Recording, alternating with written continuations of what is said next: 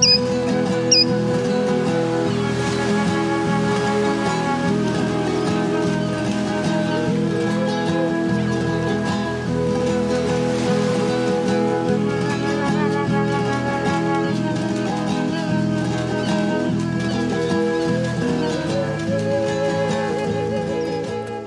everybody, and welcome to a new episode of Gaming in the Wilds, a video games podcast about games from the artistic creative side of the tracks, from indie to AAA. My name's John, I'm your host, I'm a journalist based out in Reykjavik, Iceland, where this week I had quite an action-packed week when it comes to gaming actually. If you have been listening for a while, you'll know that I borrowed a PSVR last summer from my friend Sam. He's online at Clover_exe, Clover_exe, and he offered to sell me it, so I'm now the proud owner of that PSVR, which has given me a renewed interest in actually checking out some VR games. So I've been looking into picking up some new PSVR titles to cover. So that's going to be exciting, I think. There's a few that I haven't played yet. I haven't played Beat Saber, or Blood and Truth, or Paper Beast. So I'm going to look into getting those and covering them on the show. PSVR has been really nice. Once you've had a virtual reality kit in the house, it's like an extra room. You know, when you put on that headset, you go to a different place entirely.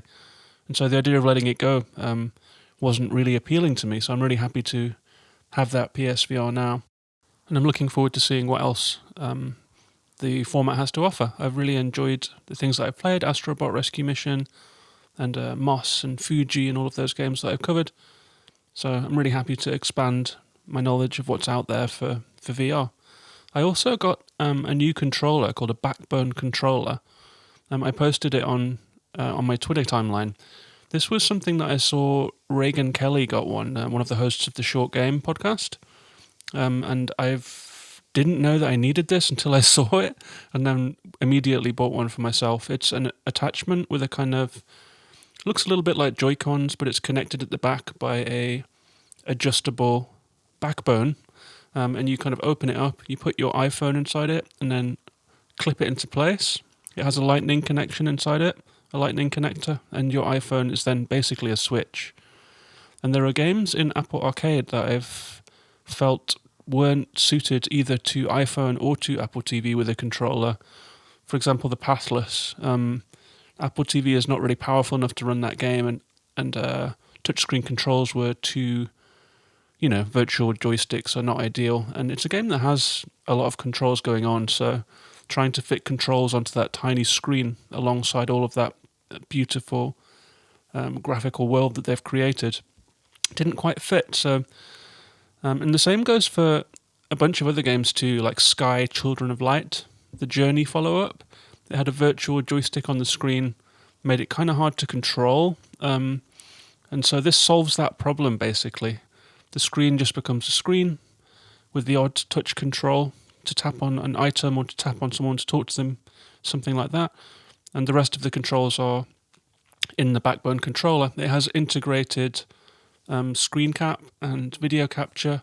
It has an app that is seamlessly integrated into iOS. If I didn't know better, I'd think it was an Apple app because it's so well integrated to switch between games and to look in the game center and check your achievements and things like that. So with the Backbone controller on deck, I've had another look at Apple Arcade. There's a whole bunch of games on there that I've been curious about, but didn't quite feel comfortable with for the reasons I'm describing here, like too small screen or just not the right formula. So I've been, I dipped back into Pathless, Manifold Garden, Sayonara Wild Hearts just to see how they played. All great. And I also looked at some new ones. I looked at What the Golf. That's basically a touchscreen game actually, but I've been meaning to try it for a while, and I had a really good time with that. Just a surreal golf game in which, in the first couple of levels, you'll do a basic chip and putt, but on the second one, you swing the club and let the club go, and then you have to kind of get the club to the hole. And on the third one, you'll swing the club, and then the golfer himself will start flying through the air, and it just gets more and more ridiculous from there. I think, by the time you're 20 or 30 holes in, you're kind of catapulting a giraffe into a swimming pool, or you're playing this kind of weird version of golf that is based on Portal or Superhot or like something that's very referential of other video games, and it just stretches and breaks the whole idea of what golf games can be. So I had a great time playing What the Golf. I had a go on a new game called Nuts that has just dropped onto Apple Arcade. It's a first-person surveillance game, a little bit reminiscent perhaps of something like Firewatch, where you're walking through the countryside. You have cameras that you can set up to surveil the forest, and you have to trail squirrels through the forest and find out where they're going and what they're doing. I've played an hour of it and got through the first couple of days of the game, and it's really interesting. It's really a quality production, so I'm really excited to play that one on the Backbone controller. It's the perfect way to play it. Also, I've dipped into Necrobarista, a really aesthetic visual novel about a cafe where ghosts of the recently deceased go, and they use it as a waiting room before passing on to the next life. That's really enjoyable. It's really nice art style, great setting, great story. So I'm looking forward to finishing that one. I might well end up making full episodes about these once I've played them to the end, but I thought it was nice to run them all down here. I also had a go at South of the Circle, a visual novel based on a plane crash where you find yourself crashed in somewhere in the Arctic, and you have to figure out what's going on in a story that cuts back between a professor in the UK and then his adventures out pursuing his work out in the wild world. Not very interactive, that one. I felt like I wanted a little bit more interactivity. There are moments when you can drive or walk around, but it feels like the illusion of choice, and not in a good way, like not in the well done way. It feels like you're railroaded and that the interactivity is kind of obligatory. I might well go back to it because it has a beautiful art style, and I might see if it takes me in a different mood, because it does look like a quality game. And last of all, I played Alba, a wildlife adventure, a really beautiful, cute little exploration game with a focus on nature again, on bird watching, photographing and cataloguing birds and animals. And you play a little girl and you run around a very colourful Mediterranean island. And that's the game I'm going to talk about today, because that one was the one that grabbed me the most out of all of these new games that I tried, and I ended up playing it in its entirety, which is only about 3 or 4 hours, depending on how many of the extras you want to get. And so that's the game I've picked for the episode's featured game this week. It was really, really fun. It's above and beyond what I was expecting from Alba. I'd been aware of it and been interested in it, but I didn't quite realise it was going to scale the heights that it does. It's just a real quality production, so I'm excited to talk about that today. But before I do that, I'll get a little bit of housekeeping out of the way. First of all, I wanted to say thanks to my latest patron on Patreon, who is Hannah Kane, aka at @the_Hannah Kane, HANAKANE on Twitter. Thanks very much to Hannah Kane for signing up for my Patreon at the top tier. Really appreciate that. I'm up to $25 a month on my Patreon now, which might not seem like much, but every couple of months that means I can pick up a game to review, or I can just put that money together to buy things like, a new streaming cam or little bits and pieces that make the podcast sound better. So I really appreciate that. If you would like to support me on Patreon and support this show, you can do so at patreon.com/gaminginthewild for $1, $3 or $5 a month. And there's a bunch of perks there, weekly sales picks for PSN and Nintendo Switch on games that are particularly buried in the sales, or indie games that you might overlook, or games that have been featured on the show. So that acts as a really good filter for people that haven't got time to trawl the sale pages. I also do patron-only episodes. I have some planned now, where I'm going to look back at all of the game systems that I've owned from the early 80s when I was a little kid, right through to today, and I'm going to talk through some fun stories and memories and some of the top games that I remember from all of those different systems. I think there was 20 or so in total, so I'll break it up into chunks and do those as patron-only episodes. So if that's something that sounds interesting to you, it's patreon.com/gaminginthewild, and I'll put a link in the show notes for anyone that wants to click on through.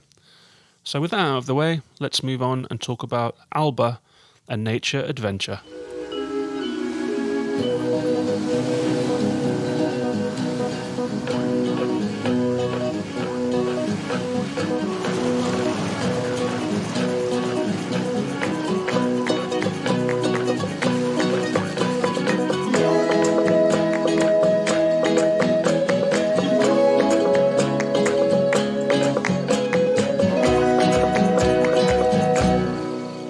So Alba, A Nature Adventure, is a 2020 game by Us2 Games, who you might be aware of because they created Monument Valley and Assemble with Care, among other games.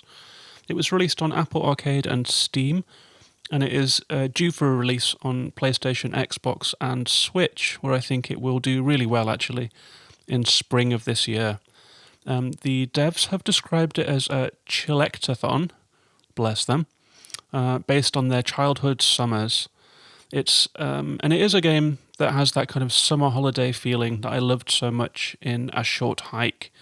It's a game in which you play a little girl called Alba, who goes to a Mediterranean island to hang out with her grandparents and just have a little holiday, basically. But while she is there, she discovers a kind of a newfound love of nature and animals and helping out animals that have been somehow stricken, whether they're caught in nets or in some kind of trouble, or whether it's just spotting them in their natural habitats. And it's a 3D game, third person. Alba is just a really small, cute little girl with a big cap on her head, and she runs and skips and cavorts around the island. And you play the game at little girl height and at little girl speed, and it kind of gives you like a really vivid sense, actually, of what it's like to be a little kid with all the time in the world. It's very, very cool and very, very cute. It's a really wholesome, fun, good time game. And I was a little taken aback by just how good it is. The island itself that you are on, it's kind of a small open world. You can run around as you wish. You have a map that you can open up. That means that Alba just holds up a paper map, much like Firewatch. You have a phone which you can hold up to take pictures. You can take pictures of birds, take pictures of animals. And if you push to the right, you get a little encyclopedia of all of the animals that you found. And if you push to the left, you get a little tick list of jobs that you have to do. And the jobs that you get are pretty wholesome. It's things like if you find trash lying around a rubbish can, there's usually 6 pieces of trash, and if you pick them all up, you get a nice ping sound, a little heart floats up the screen. You've done a little good deed, and that's one mission done. As the game progresses, you get more things that you can do. If you pass a washing line with laundry hanging on it, you can pluck all of the laundry down, fold it up in the basket. That's another little good deed that you can do. And at some point you are handed a toolkit, so you can repair bird boxes and lay planks out to make shortcuts for yourself to move around the island. And so there's plenty to do. It's a nice, relaxed set of tasks that you have, and it progresses each day. So when Alba goes to bed each day, she'll wake up in the morning, and usually pretty much straight away she'll be given a new ability or a new task to do. And the game is over 4 or 5 days. It's quite short. It's 3 hours to finish it, 4 hours to 100% it, and to carry out all the tasks and find all of the animals on the island. And the island itself is kind of the star of the show.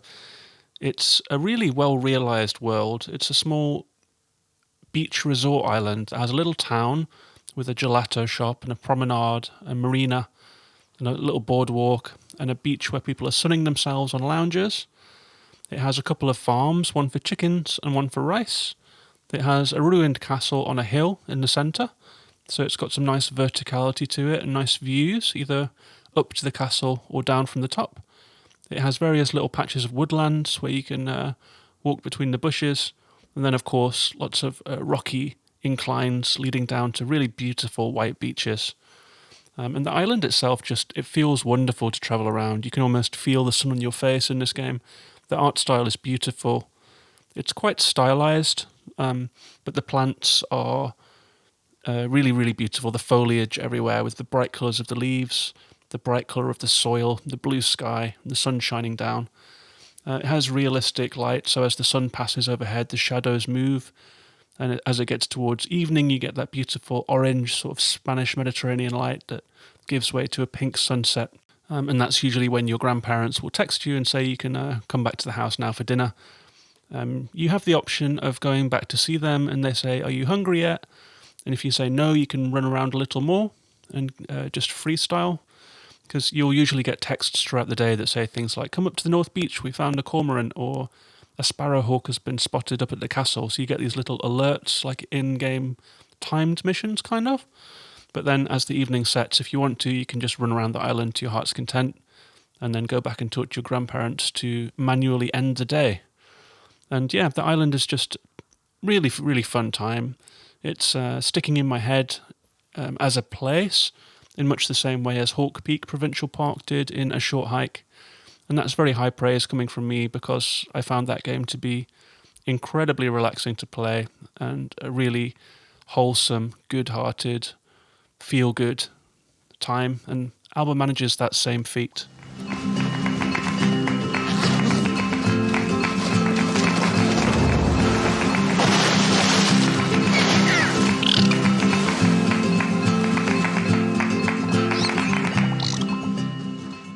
You might have noticed that there's a little bit of craziness going on in the music this time, and that's because I haven't been able to find the soundtrack anywhere out of the game, basically. So I'm using audio that I captured from inside the game. So you might hear shutter snaps, and you might hear bird calls, and you might hear that little text cycle sound.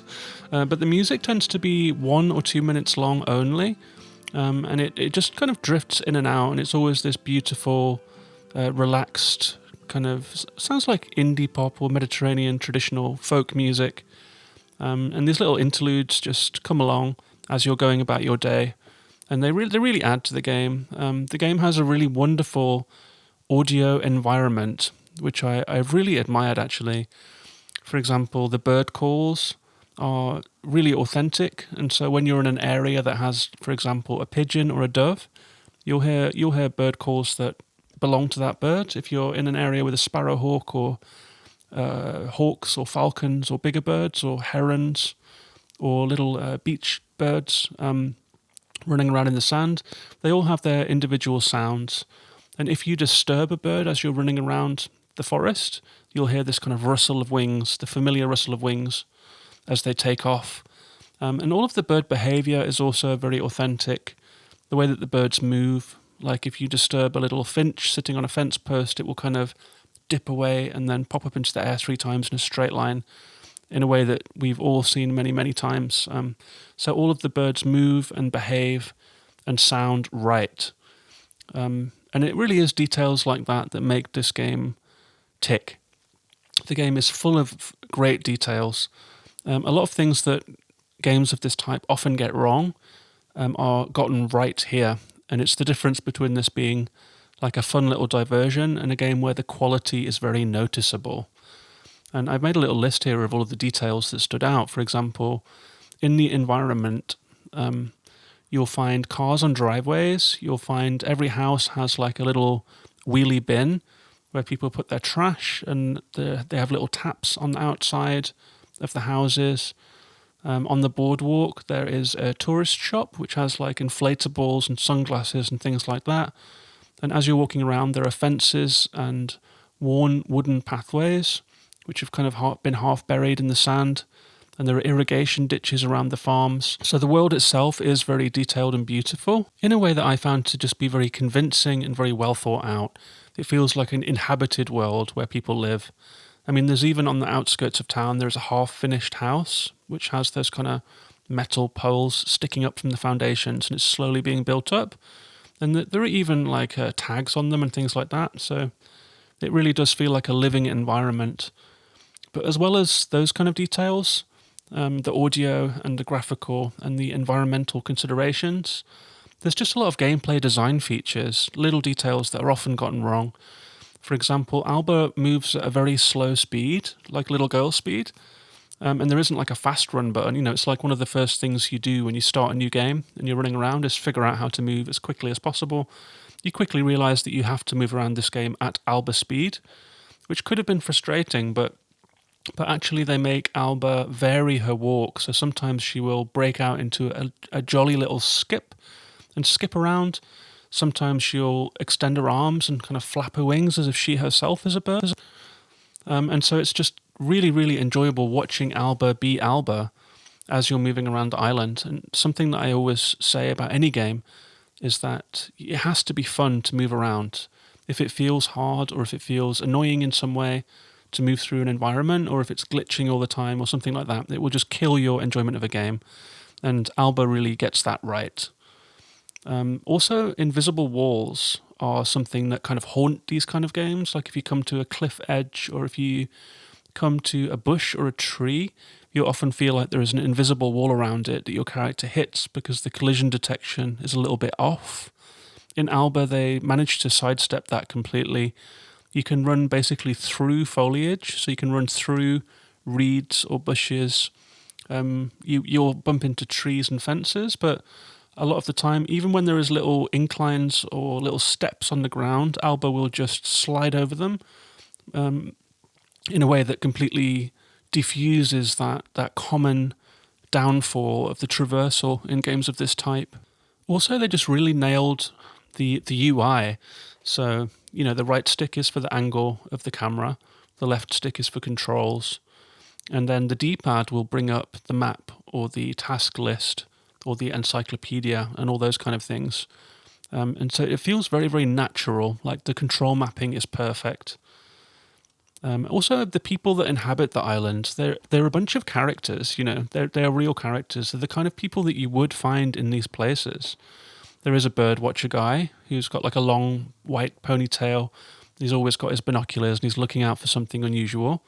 There is a bunch of sunbathers, just tourists that are wandering around looking a little bit awkward. There is an old man, or as my mum would call him, an old gadgie, who is just wandering the island. He goes up to the castle, but he has to rest halfway on the bench, so you can sit and talk to him there.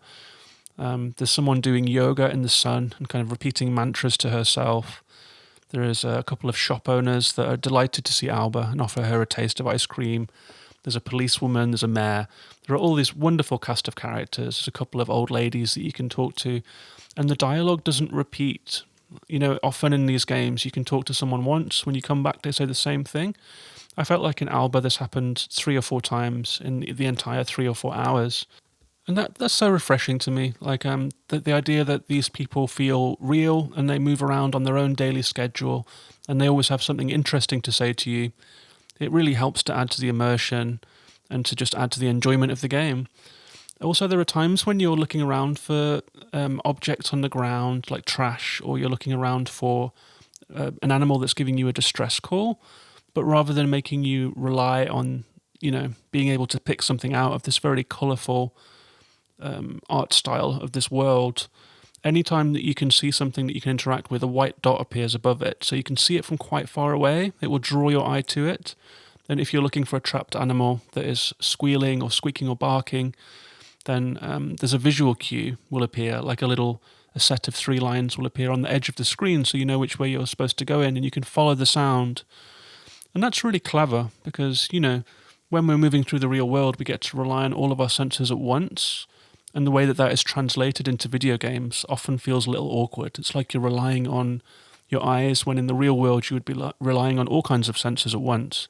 And Alba manages to, just through this ingenious use of audio-visual combinations and a good UI, it manages to really make it feel very natural, as if you are actually a little girl moving through this world. It's really well done.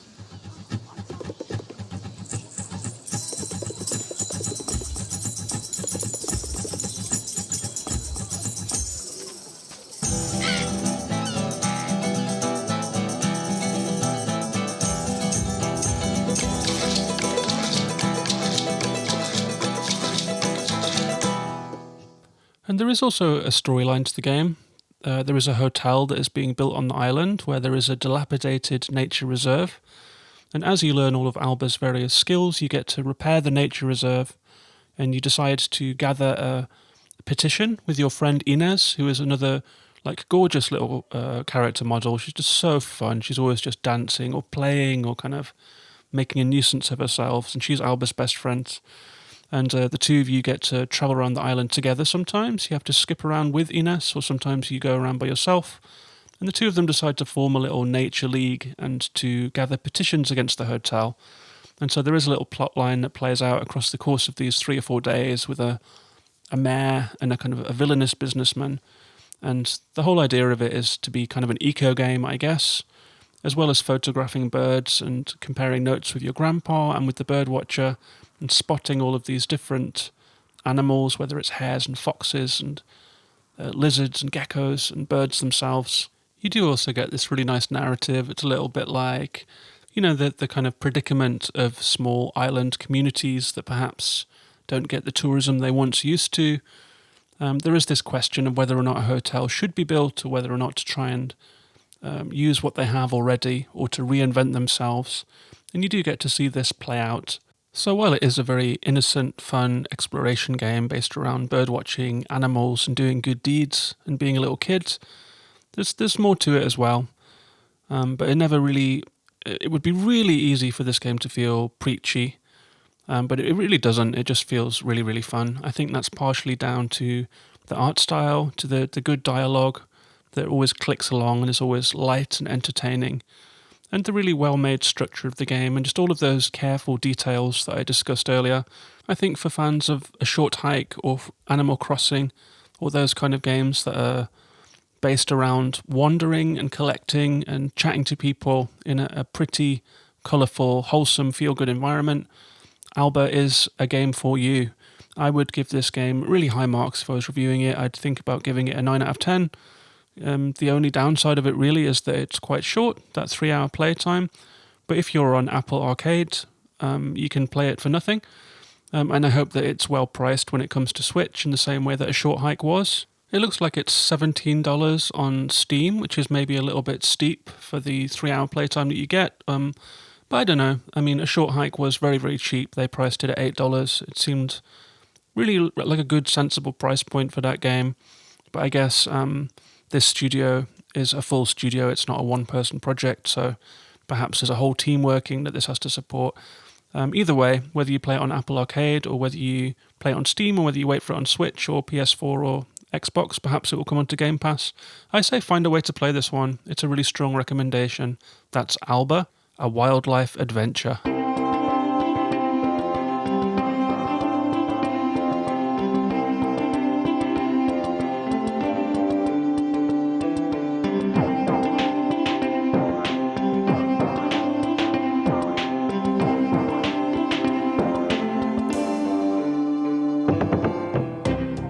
So that was Alba, a wildlife adventure. I really, really enjoyed this one. I had a great time with it. It was just such a lovely game. I spent most of the playtime with a big smile on my face. I really enjoyed it. There is a little trend going on in photography games, as Reagan from the Short Game pointed out on Discord the other day. Another game that I've been looking forward to a lot is Umurangi Generation, as picked by Louis on one of the Game of the Year episodes as part of his top 5. I've been really looking forward to Umurangi Generation. It's another photography-based game. It's coming to Switch, so it's one of my most anticipated games. I've been in touch with the developer of that one, so I'm hoping to get some review codes so that we can cover it here on the show. I do have a couple of other episodes planned in the future. I still have to produce a Disco Elysium episode. I'm going to go back and play that game a little further, because I played it all the way back in December, so it feels like a lifetime ago. I'm also going to cover a game called Art of Rally. It's another one of Louis' picks for the year, and I'm going to cover that one with my friend Sam, who sold me that PSVR headset, aka Clover EXE. So we're going to play Art of Rally over the next few weeks and hopefully get a show wrapped for that one. I'm also going to cover Immortals, Fenyx Rising. I'm going to have Adam from Switch Indie Fix on as a guest for that one. I was chatting with him the other day, and he mentioned that he'd been playing it and loving it, and he'd love to talk about that game. So hopefully I'll catch up with Adam next week for that episode. And finally, I'm going to have my first developer interview on the podcast. That's with Gareth Damian Martin, the developer of In Other Waters. If you're a regular listener, you'll know that I really enjoyed that game. It made my list of the year, my top 5 of the year. I wrote about it on Switch Indie Fix. It was one of my top 5 Switch games. And so I'm really excited to talk to Gareth about the process of developing that game. It has such an unusual UI and such an unusual narrative approach and such a detailed world that you get to explore in that game. Gareth's also the editor of Heterotopias, a magazine that looks at games and architecture.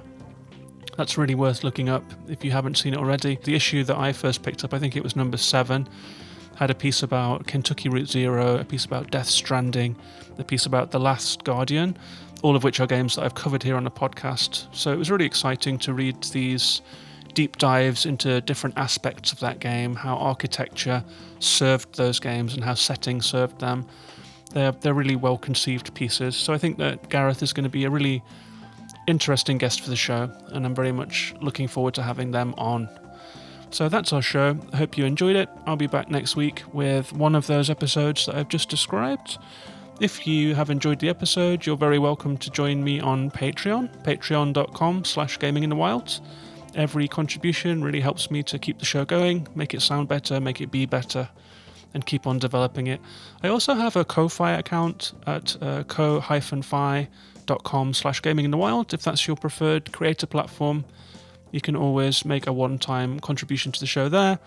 I think I might have mentioned that earlier this year someone came on there and maxed out my $65 aim on that platform to get a new mic stand, which just made my month, to be honest with you. It was such a nice gesture, whoever that anonymous donor was. So that's been Gaming in the Wild. Please do come and find me on social media. Let me know what you've been playing. Let me know if you've played Alba or if you've played any Apple Arcade games. I'm Gaming in the Wild on Twitter, Instagram, Twitch, YouTube, and Facebook, although there is hardly anyone on the Facebook. Twitter is the main one for me. So speak to you next week. Take care of yourselves. Bye-bye.